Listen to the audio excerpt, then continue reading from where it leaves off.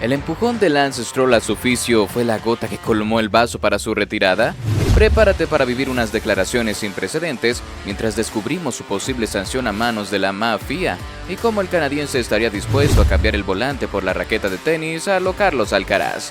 Sin más dilación, comencemos.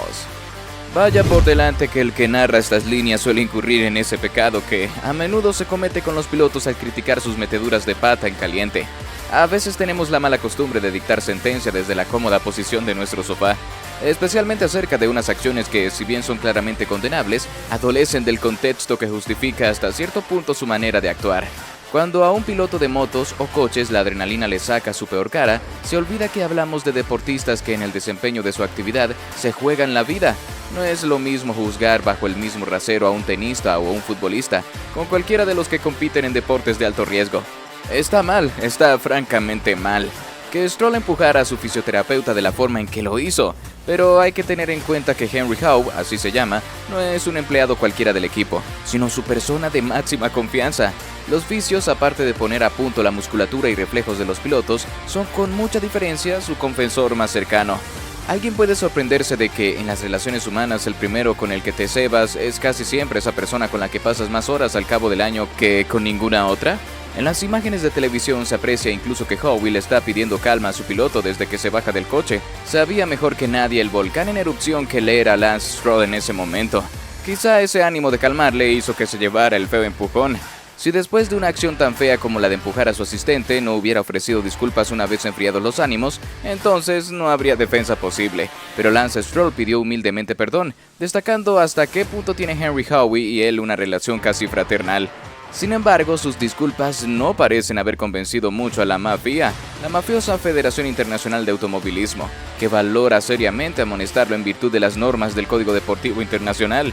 Normas que prevén sanciones para los pilotos cuando se pasen de la raya en su comportamiento con rivales o cualquier otro personal trabajador en la competición.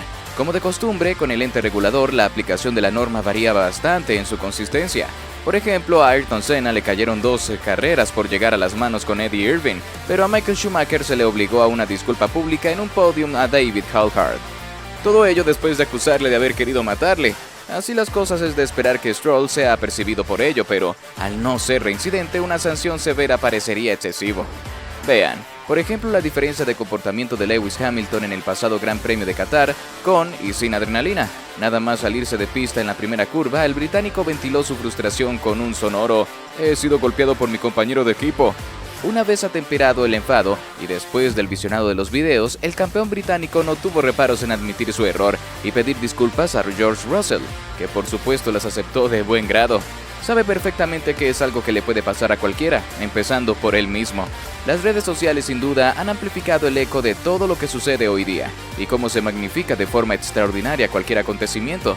Por poner otro ejemplo, el piloto de MotoGP, Aleix Espargaró, le vimos hace unas semanas estallar contra su equipo por lo que consideraba un error a la hora de haberle sacado a pista. La verdad es que la pérdida de papeles del piloto catalán fue tremenda, pero de nuevo es necesario poner contexto. El momento de las pulsaciones de un piloto cuando más altas están es justo cuando se sale a pista. Una vez que se entra en acción la tensión sigue alta, pero el cerebro ya solo tiene espacio para pensar en la máquina y la curva siguiente.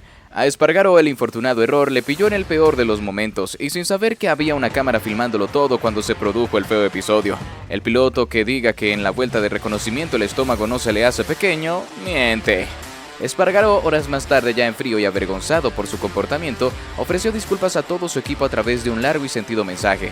También pidió perdón a todos los aficionados que habían presenciado su estallido de ira, pero para muchos de nada sirvió. Crucificado de por vida. Muchos periodistas y aficionados siguieron hurgando en la herida, a pesar de que los miembros del equipo le justificaron e incluso defendieron. El piloto de Granollers reconoce que tuvo que tirar de ayuda psicológica profesional para recomponerse e intentar que algo así no le volviera a suceder. Pero no es fácil. Por ejemplo, ya se ha hecho famoso el mal tono que de forma habitual emplea Max Verstappen con su ingeniero de pista, Gianpiero Lambiase. Cómica llegó a ser la situación cuando después de uno de sus frecuentes exabruptos, Super Max pidiera perdón por radio a su fiel Gianpiero, a lo que este contestó un tono jocoso: «Poco a poco, me voy acostumbrando a ello, Max». El recientemente proclamado tricampeón de paja mundial es un polvorín cuando tiene la adrenalina por las nubes, y está claro que necesita un filtro. Sin embargo, juzgar esa acción aislada tampoco sería justo. Y es que el de la corona de espinas no puede ser más claro, sobre todo cuando homenajea a su paciente socio en el apartado técnico. Si Gianpiero no estuviera conmigo, yo tampoco seguiría. Sin duda, amigos, lo que vimos en Qatar de Lance Stroll fue la gota que colmó el vaso de sus frustraciones. En primer lugar, no es nada fácil ser compañero de padre Alonso. Si lo haces todo de 10, con suerte estarás momentáneamente a su altura. A la mínima duda, al más pequeño fallo, las décimas y la distancia empiezan a caer. La espiral negativa que venimos observando en Checo Pérez respecto a Max Verstappen es extrapolable a la del canadiense con el piloto español. A principio de temporada estaban más o menos juntos, pero llegó un momento que empezaron a no salir las cosas, y mientras uno seguía exprimiendo hasta el límite y más allá el material disponible, otro empezaba a sumar errores y accidentes, fruto muy probable del coche trucado. Si muchos futbolistas se van de malos modos del campo cuando son sustituidos, es mucho pedir un poco de compasión para un piloto al que la adrenalina le traiciona cuando las cosas salen mal. Obvio que tienen que aprender de sus errores y deben intentar dominar su ira en los momentos difíciles, pero recuerden, se juegan el fucking pellejo cuando salen a la pista. Además, en cuanto a lo de Stroll, no se puede decir que no se esté viendo venir desde hace tiempo. De seguir la misma dinámica de las últimas citas, McLaren acabará pasando a Aston Martin, y lo hará dentro de muy poco. El cuadro de Silverstone ha visto cómo su rival por el cuarto puesto le ha recortado 93 puntos en las últimas 4 carreras disputadas, más una sprint. Mientras los pupilos de Mike Crack se han embolsado 15 puntos para un total de 230, la escuadra de los bólidos Papaya ha sido tremendamente fuerte en este intervalo de la temporada 2023. De hecho, la cifra expone con elocuencia su excelente estado de forma. Entre Lando Norris y Oscar Piastri se las han ingeniado para sumar 108 puntos. La diferencia entre unos y otros se basa esencialmente en dos aspectos. El primero y más importante se cimienta en el desarrollo del MCL60. El conjunto británico ha evolucionado de manera brillante su monoplaza, como muestran sus excelentes resultados durante esta segunda parte del curso. En cambio, en Aston Martin no han dado con la tecla a la hora de actualizar su AMR23. Además, el otro punto fundamental es el mal rendimiento de nuestro protagonista de hoy, Lance Stroll. Mientras en McLaren sus dos pilotos aportan constantemente, en el equipo verde solo el Magic se muestra consistente. La distancia sideral entre el español y el canadiense es algo que evidencian los fríos números. El 14, cuarto en la clasificación general de pilotos, lleva 183, con 7 podios como mejor aval. Sin embargo, su vecino de bots es décimo con 47 y 0 cajones en este 2023. Es decir, le separan 136 puntos. Dicho de otra manera, el nano aporta el 79,56% de los puntos. A decir verdad, no hay color entre uno y otro. Además, otro dato esclarecedor es el relativo a la regularidad. Dios Padre ha logrado sumar en 16 de los 17 grandes premios, de una campaña que solo tiene 5 citas más por disputarse. Por su parte, Stroll atesora un porcentaje muy discreto, 8 de 16. En Singapur, por ejemplo, ni corrió.